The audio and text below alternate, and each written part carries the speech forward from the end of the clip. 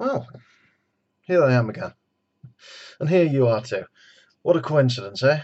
And all the YouTubes in all the world, you happen to click on mine. Why on earth would you do that? I don't know. Anyway, I'm going to make a video, you know. I thought to myself I will, and here I am making one. I'm going to prattle on about deadzone.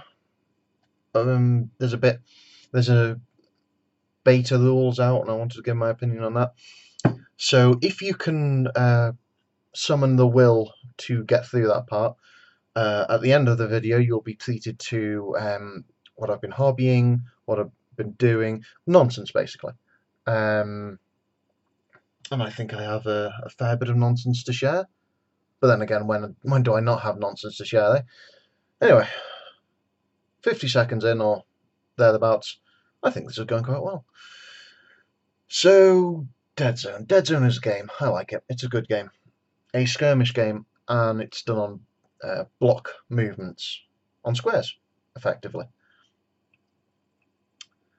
And recently, there's been a new beta rules put out for it. Because Mantic are bringing out the GCPS, which are like the basic infantry humans of the Warpath world universe, should I say. And they're coming out. Deadzone does not have rules for this new faction, so they've brought out beta rules for it. And it's all very exciting stuff, all very interesting. Deadzone the podcast, which I think is done by Jack Harper and Rob Fike. I have no idea. Anyway, those two gents and another gent from the Dreadpath Zone, I think, that channel, were discussing it. And they had very insightful things to say, which was all very interesting. But there's one thing I wanted to cast my opinion on. Well, share my opinion on, should I say. And they were discussing the heavy weapons team. The heavy weapons team being, well, I would say quite an important part of the flavour of the GCPS, because they like to, you know, it's to give it that sort of infantry sort of human feel. They've given you lots of infantry and they've given you emplaced weapons, and that's what a heavy weapons team is.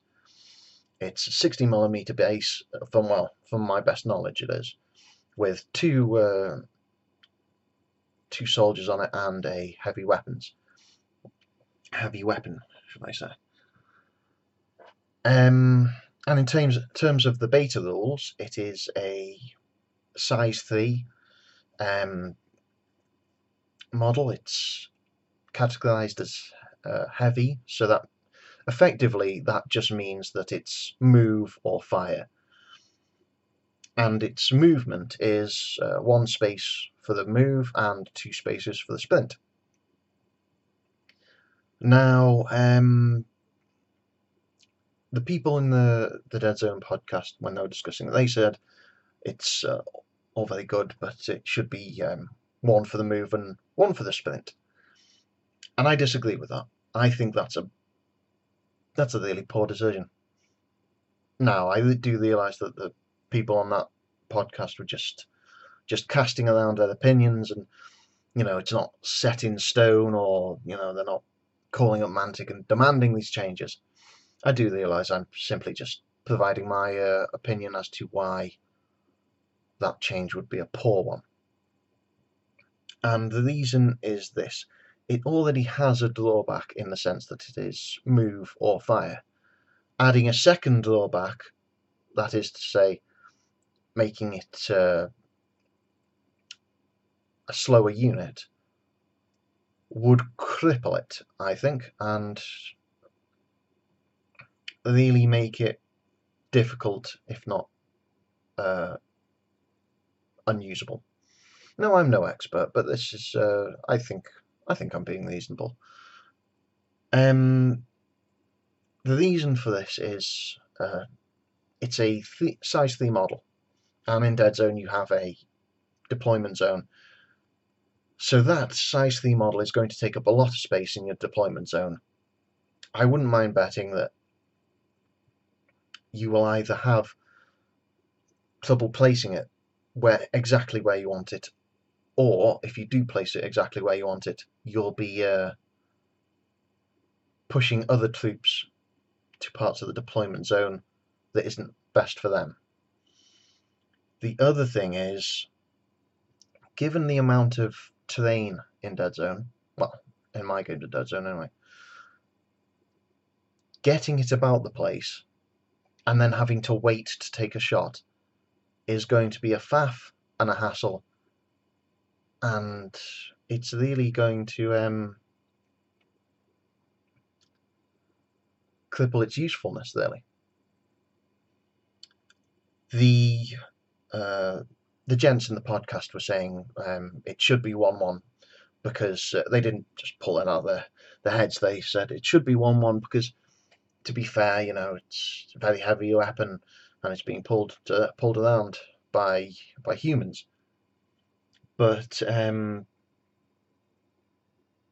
don't think that's right, because although a weapon like that would be heavy in this fantasy universe, those humans would be the best of a military, would be of a military standard, so they wouldn't be any slouches. So, and of course, there being two of them, I think it's fair to say that they'd be able to get a heavy weapon about the place at a normal bipedal pace. Anyway, that's just my opinion on it, really.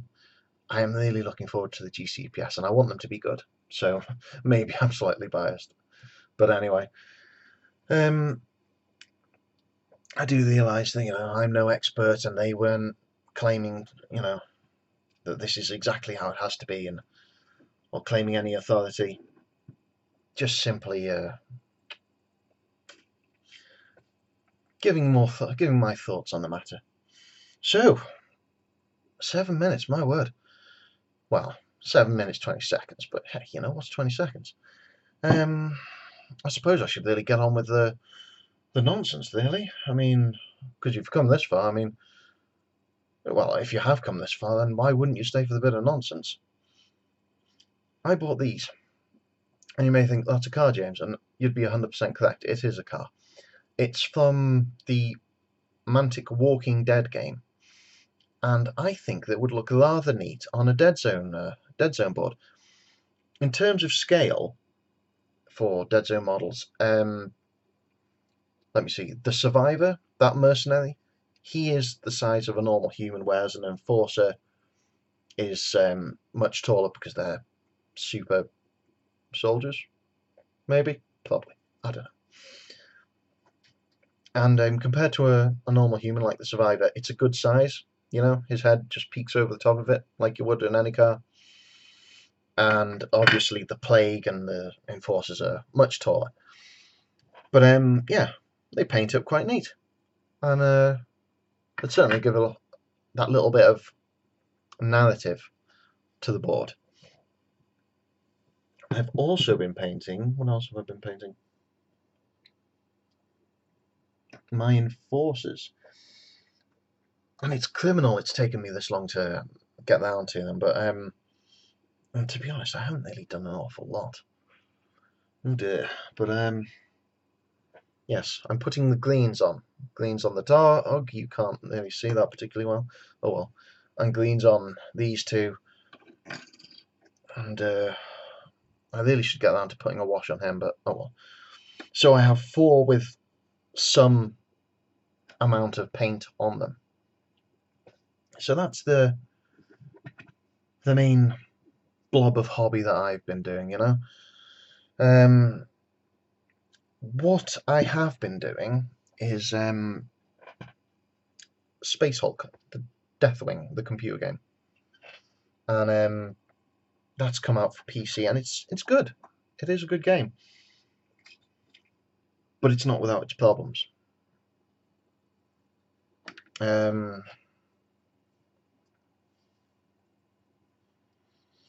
I mean, it's a it's an example of potential not realised, really. It's a good game, but it's not a great game. And it could have been. It easily could have been. The best part about it is the multiplayer.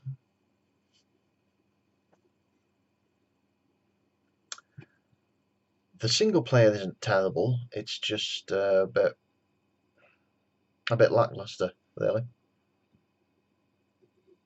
For example, the single player takes place over a number of levels. Each level is you crawling through a space hulk, shooting the gene stealers, chopping the gene stealers, and just generally space marining the living daylights out of it. And that little repetitive part of the gameplay is good fun. So you could I could quite happily spend plenty of time just walking around a space hulk and blasting gene stealers.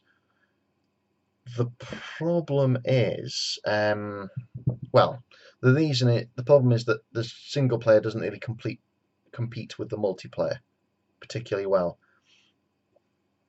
in terms that you should want to play both. Ideally, if you buy a game, you should, in an ideal world, you'll be like, ooh, the single player looks good, I want to play a bit of that. Multiplayer looks good, I want to play a bit of that. But the multiplayer uses the single player levels, and you just play through them cooperatively with your friends. And that is doing it that way is a lot better than the single player.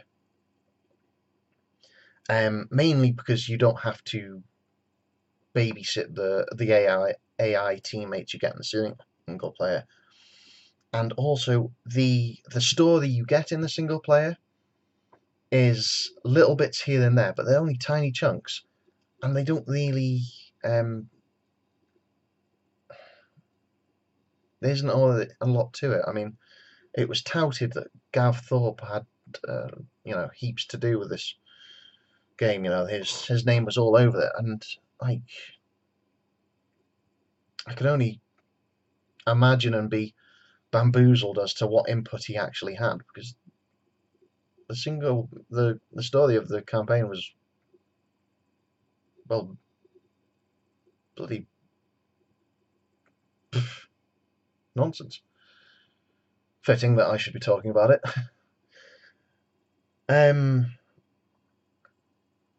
Nothing really happens. Space Marines go into a space hulk. There's gene stealers there. They shoot the gene stealers. They find a bit of gene seed. They blow up the space hulk, and that blows up the Tyranid fleet. And oh wait, spoiler warnings. Bugger. That was too late, wasn't it? Oh dear. And yeah, and everyone goes home and praises the Emperor furiously. So, yeah, it's not really. You could be the fun you're having playing the single player. You could be having playing the multiplayer with a lot less frustration. And the thing is, the game's also got bugs. It's bugs and crashes. So it's these things all come together to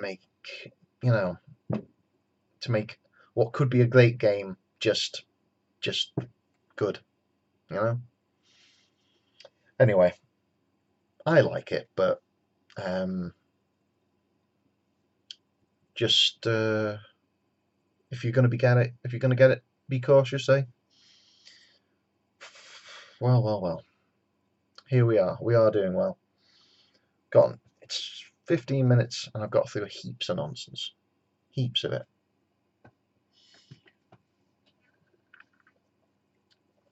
Some of my Warpath stuff has started arriving, and it looks quite good. The books aren't in here, but you get the Firefight rulebook, which is middle, Warpath rulebook, and the source book, and they're really nice books. Very well produced, very neat. If I was going to criticise them, it would be that they're kind of small. I prefer the bigger book, but you know, that's just me. And yeah, Warpath certainly seems like it's going to be an interesting game. Um, but I think I'm definitely looking forward to Firefight. You know. So yes, I've been reading through that, and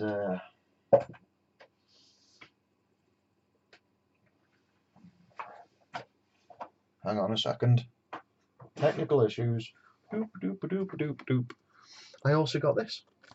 Now this is a strategy battle game, Hobbit